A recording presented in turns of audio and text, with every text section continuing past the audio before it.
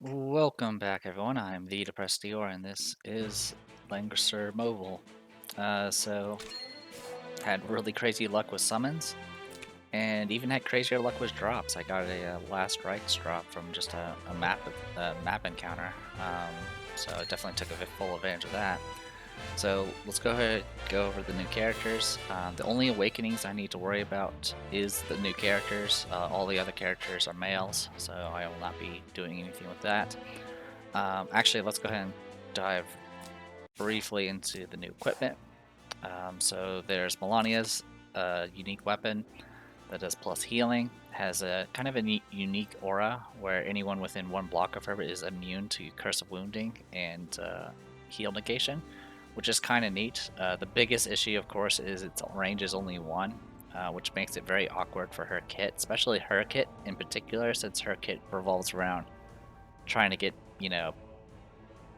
people to do guarding and stuff to kind of make her talent heal them and all that crazy stuff. So it ends up being very, very weird. I may pick it up eventually, but I'm going to hold off for right now. And then the other item is for Naomi, which is a new helmet for her.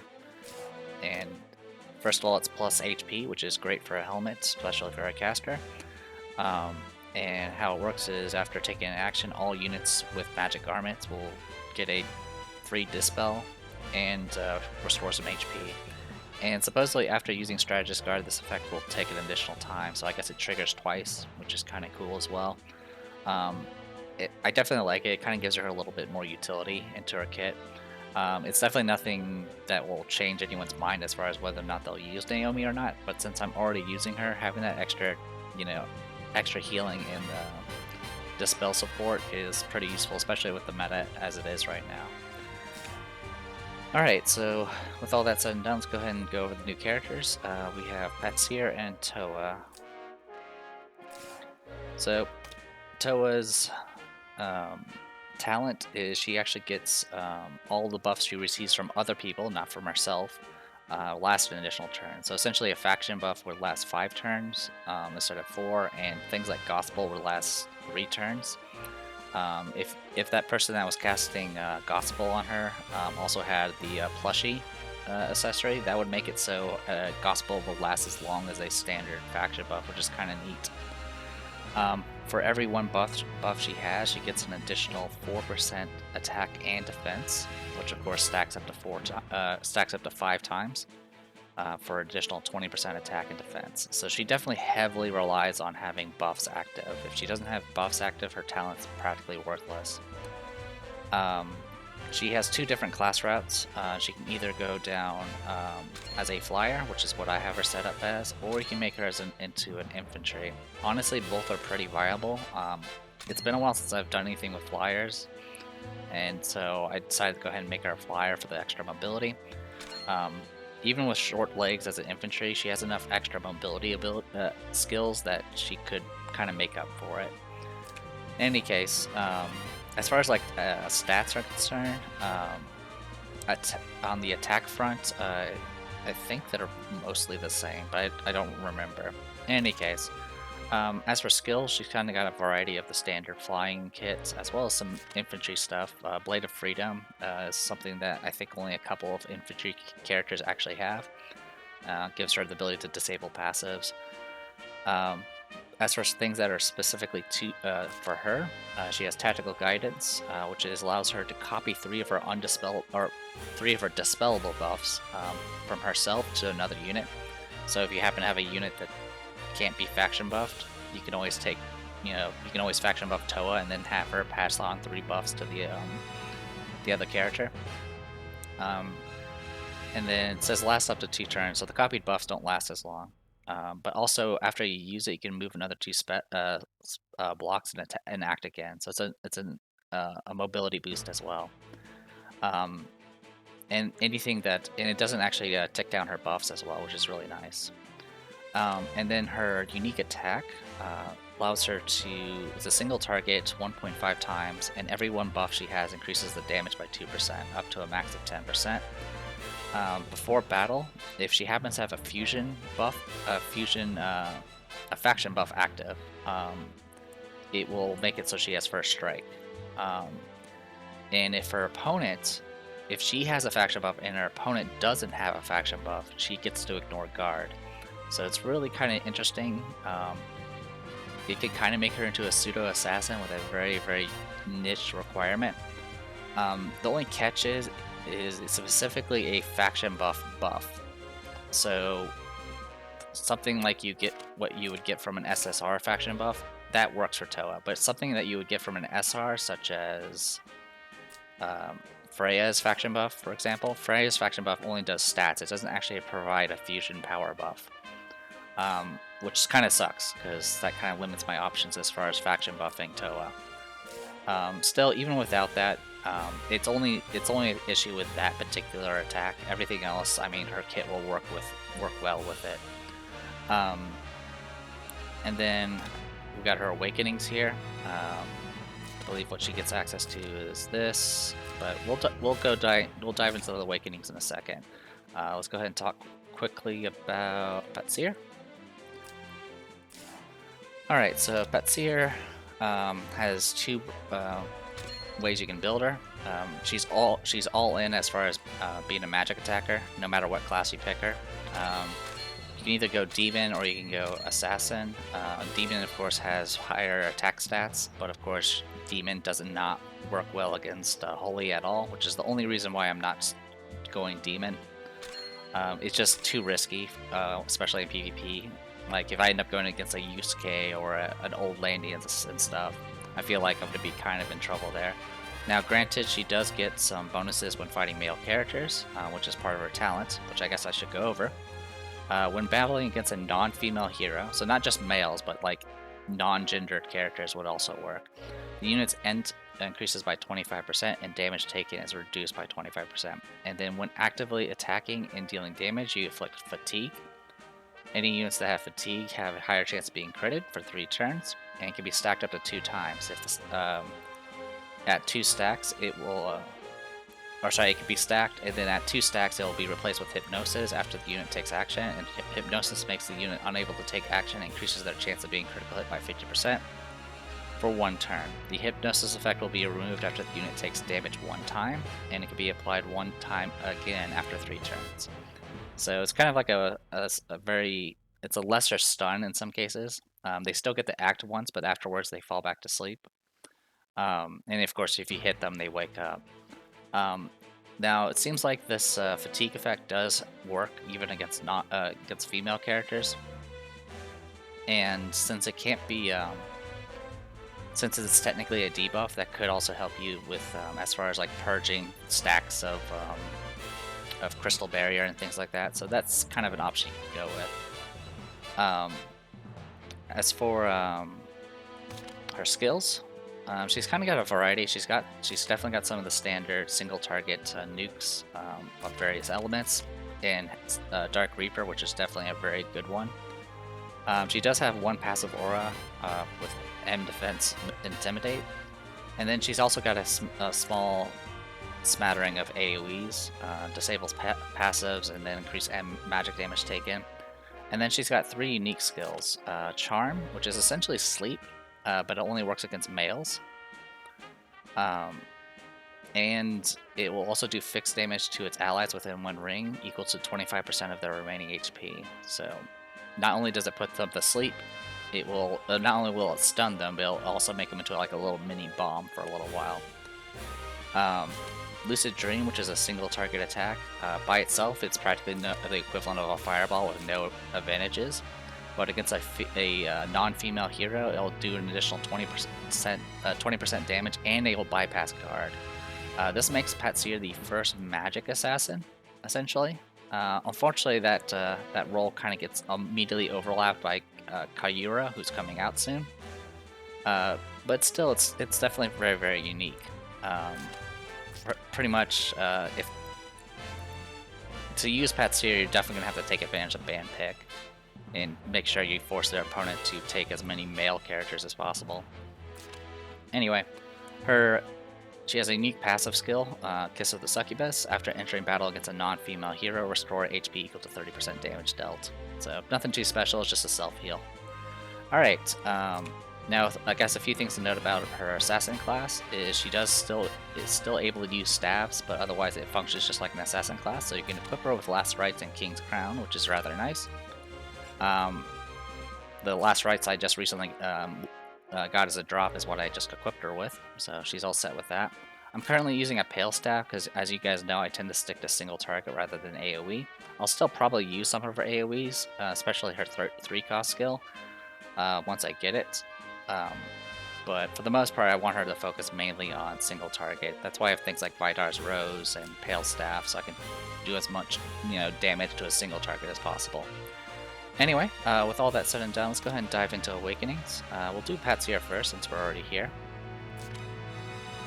The waning moon rises as the shadow of the candle flickers. The charmed heart breaks with the... It cuts off. I wonder if you can actually scroll it if you're playing on Android. Alright, so our opponents are two. Alright, so one Lycoris is not obviously a female character, so we're not gonna be able to do much to her. The others, on the other hand, are males, so I can definitely work with this. So I think we're gonna do Charm, Dark Reaper, and Kiss of the Succubus for this, and see how it plays out.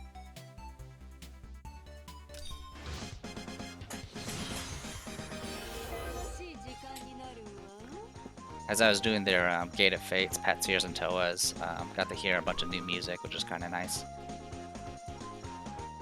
Alright, so what I want to do here is just hit you with everything I got. Boom.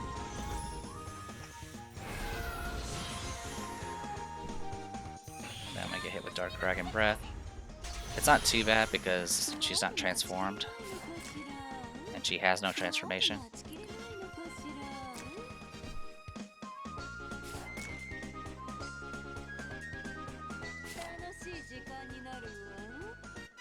What's the range of this? 3? Okay.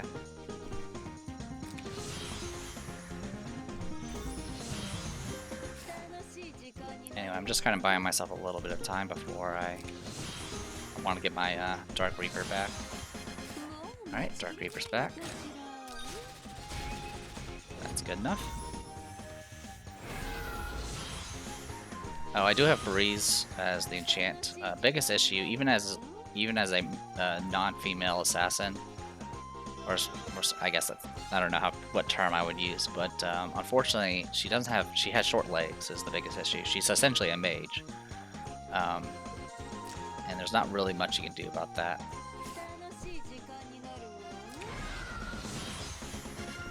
So Breeze is kind of make up for that a little bit.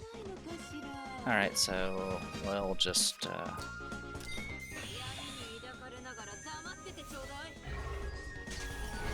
Yep.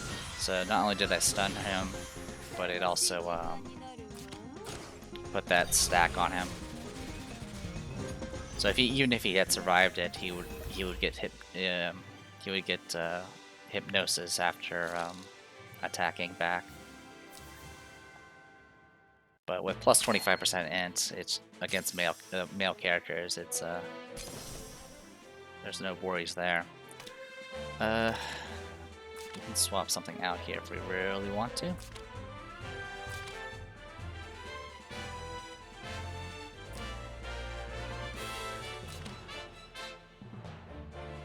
I mean, guard is not really a big issue, but we'll do something like that for now. Alright, let's dive into this. Can't wait to feel my gentle presence in your dreams, then behave yourself and savor it. Alright. Oh, hey, Renata. So unfortunately there's only one male character to go up against, which kind of sucks. And our opponent is built in a similar way, it looks like. Alright. So, Lycoris is going to end up opening with an AoE, more than likely. I think I'm going to let it happen. We do need to make sure we stay just out of range of Ares there.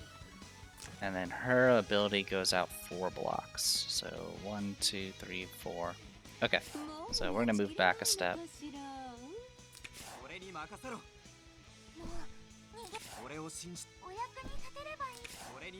Let's see if we can make something happen here.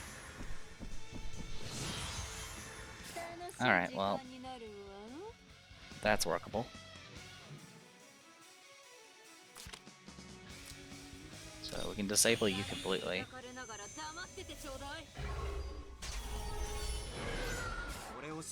Okay.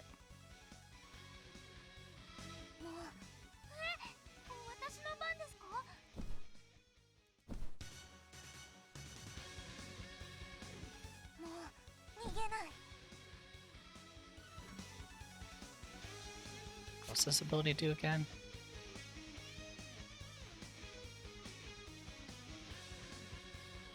Passive skills are silenced. Alright, so I'll do that on her.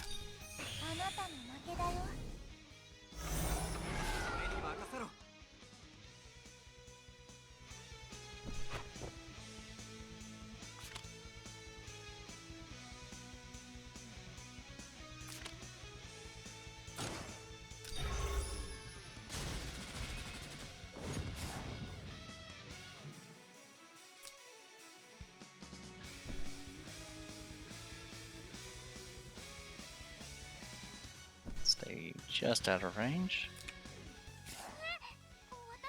Alright, and then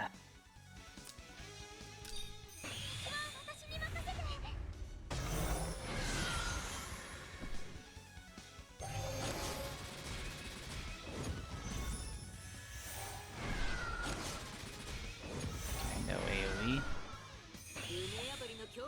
Okay, Charm's been wasted, that's good.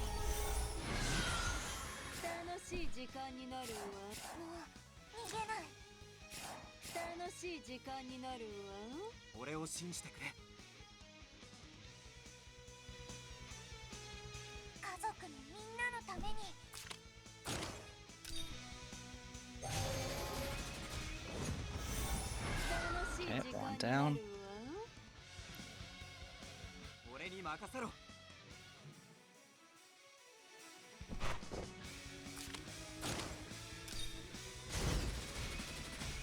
Okay.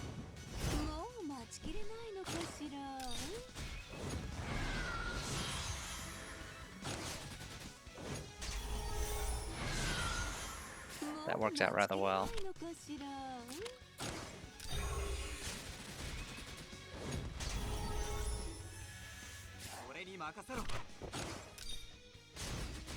Alright, not too bad. Yeah, getting Patsyr to attack Renata instead of Ares helped out a bit.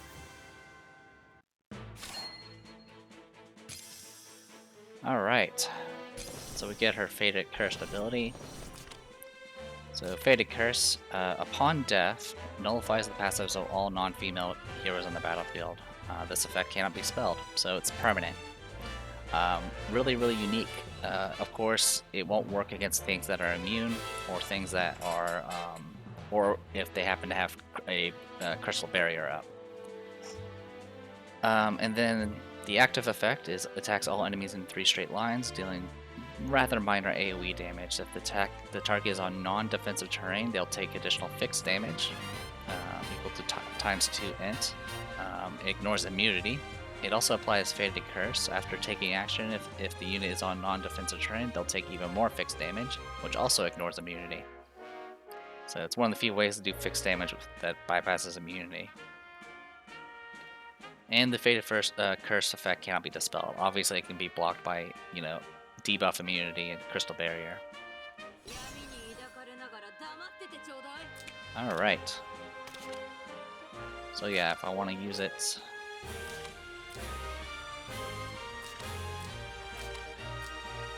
So essentially her kit would probably be something... She would either do Lucid Dream with Fated Curse and Kiss of the Succubus, or you would drop Fated Curse, take Charm, or, either you can also drop Lucid Dream for Charm, or you can drop Fated Curse to go Charm, Lucid Dream, and Dark Reaper, just to maximize single target. Alright, so that takes care of Patsyr. Let's go ahead and do Towa. Towa is down here. Nothing too special her gear. I'm going full moon at the moment. And King's Crown, last rites, pretty standard stuff. I'm still working on getting their enchants better, but I've already spent about 15 million gold today, so I think I'm good at the moment. With effort, one can achieve anything, so one must always put one foot in front of the other. Alright, so obviously Leon, huh? Alright, so we got Leon, Ares, and Maya. Now, Gale will be helpful. Everything else, I guess, I could do Sword's Breath. What sort of...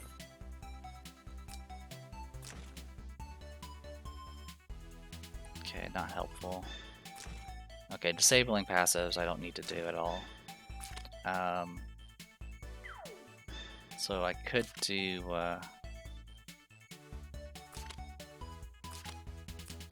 could do Sword's Breath and just get a little extra damage. The other option is I go... So, actually, I guess the Primacy Strike would work because everyone buff. She does technically get buffs. So we'll do that. Let's see how it plays out. I did recently max out Griffin Knights for more damage, so hopefully that helps.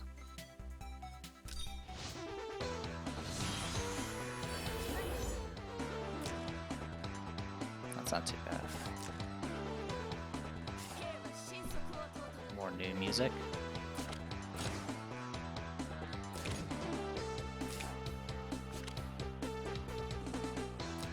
Yeah, it works.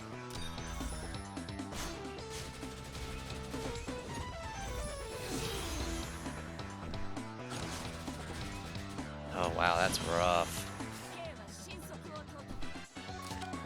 I don't think I can pull this off now. Yeah, that's rough. Oh, that's a cheeky way. Alright, well, we can get around that. Yeah, I should have taken into account Ares' range. Alright, so what we need to do is, it's either that or I hope for a Gale proc. Her range is 5. 1, 2, 3, 4, 5.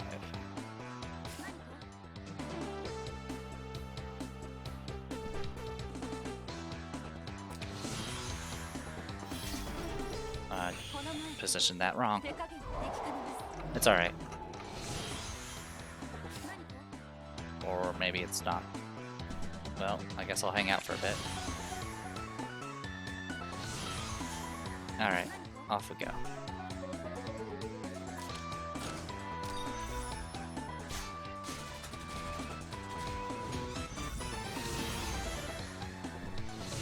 Give me one moment. Sorry about that. Audio is, game audio is actually kind of loud. The new music's really, really loud for some reason.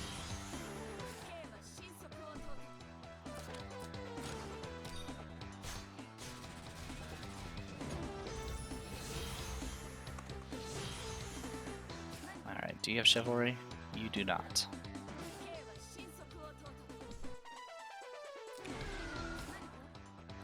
Bad time to give me Gale. Oh, you're not gonna come towards me.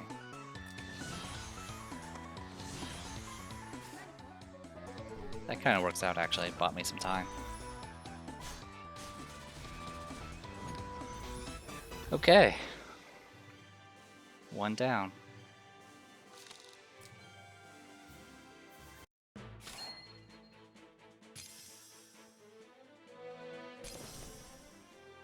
Okay, let's dive into this. I have crossed mountains and trod upon great waves. I am compelled onward by my search for squirrels. Alright.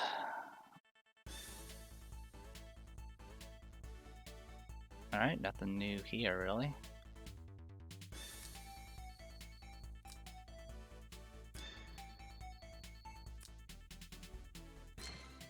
Tactical guidance is well, it's not completely worthless. I mean, I guess you can cast in and just move 2 extra steps.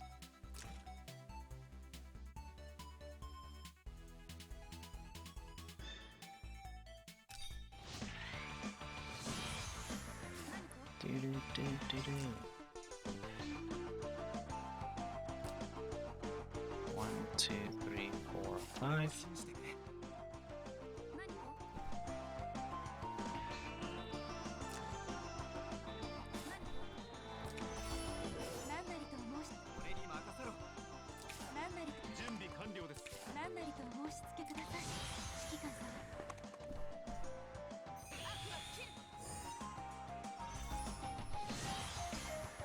Okay, let's do this.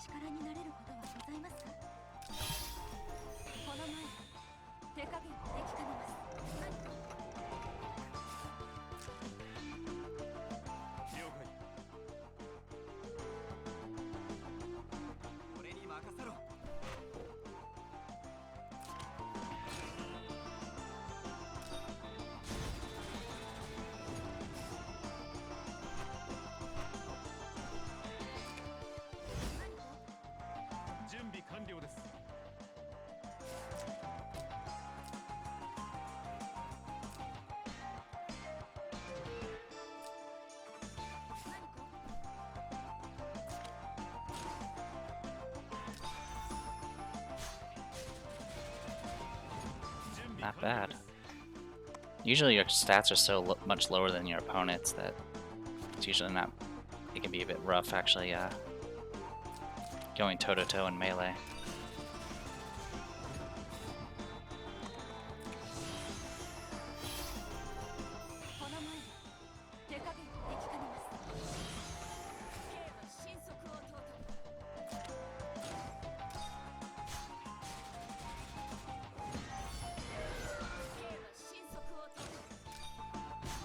There you go. Not bad.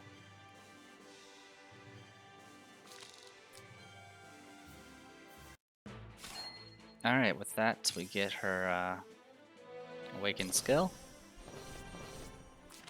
So, her awakened skill is the passive is she's immune to effects that prevent from being buffed, which is rather useful for her. And then when the unit has either one of the stratagems active, she gets physical damage taken by soldiers will be reduced by 35%. The active effects is you choose a stratagem. Militarism makes it so you get a command aura for that increases attack intelligence of all friendly units within 3 blocks. Before initiating battle, deals fixed damage equal to Towa's attack, or half of a Towa's attack once. After killing an enemy with an active skill, reduces the skill's cooldown by 1 turn, lasts 3 turns, cannot be dispelled. And then Stoicism is essentially the defensive version, where anyone within 3 blocks will get 15% defense. Not magic defense, just defense. And become immune to fixed damage. Cannot be displaced, and they also cannot be displaced. Last 3 turns. After any of these skills have been activated, Towa can move 3 spaces and act again, which is pretty cool. So you can either use this as a way to close the distance and, try to go for a kill, or you can just activate it around your party and essentially give them the necessary buff. So with Towa, this actually, with my particular setup, this might actually be pretty good for when I'm using the Jessicas or using Naomi for their long-range nukes. I mean, this aura will give them an additional 15% intelligence, which is pretty huge, on top of their usual buffs. So that might, because I've usually come very close to one-shotting certain tanks using Dispel and things like that. So it's quite possible I might be able to, with her aura, I might be able to one-shot things. I wouldn't mind trying that out. In any case, here's her animation, and there you go. Either case, you definitely want to bring this with you, because it's that strong of a skill. And then you either would go Gale or you go Sword's Breath, or I guess you can go Tactical Guidance. Yeah, that would probably work well with her. Alright. The only thing that kind of hurts her Yeah, for some reason her hero boost favors defense over attack, which is a little annoying, but I think this is her strongest troop.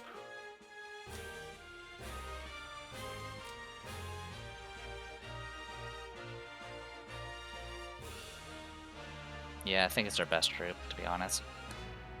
As far as offense, you can also go Dragoons if you can get them fully built up, but then you're kind of sacrificing the flying part. In any case, sorry for the video going a bit long. There was a lot to go over. We had 2 new characters, but all of that's been set, and so all I have to do is wait for Sissy White to come out next month. So I am the Depressed Eeyore. This was Langrisser Mobile. See you guys next time.